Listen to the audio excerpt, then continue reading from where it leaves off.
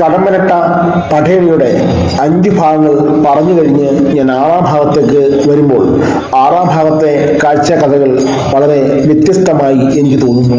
അതായത് നമ്മൾ ഈ പടയണി കാണുന്ന നിമിഷം അല്ലെ പടയണിയുടെ രാത്രി അതിൻ്റെ യാമങ്ങൾ അത് പകലിലെ യാമങ്ങളുമായി വളരെയധികം വ്യത്യാസമുണ്ട്. അതായത് രാത്രി യാമങ്ങളിൽ ചലനങ്ങൾ കുറവാണെന്നുള്ളതും ആ ചലനങ്ങൾ കുറവ് ഈ ചലനങ്ങളെ പ്രകമ്പനം കൊള്ളിപ്പിക്കുന്നു എന്നുള്ളതും അതിനോടൊപ്പം തന്നെ ഓരോ കഥകളും പറഞ്ഞു പോകുമ്പോൾ ആ യാമങ്ങളുടെ ചലനങ്ങളും ഈ ചലന ചടുല വേഗങ്ങളും ഒക്കെ ഈ പടയണിയെ സ്വാധീനിക്കുന്നു.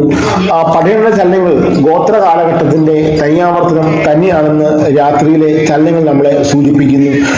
പലപ്പോഴും പടയണി നടക്കുന്ന രാത്രികൾ അതിൻ്റെ ഇരുട്ടും അതിൻ്റെ ചലനഗതികളും കാറ്റിൻ്റെ വേഗതയും ഒക്കെ പടയണിയെ കൂടുതലും മനോഹരമാക്കുന്നു.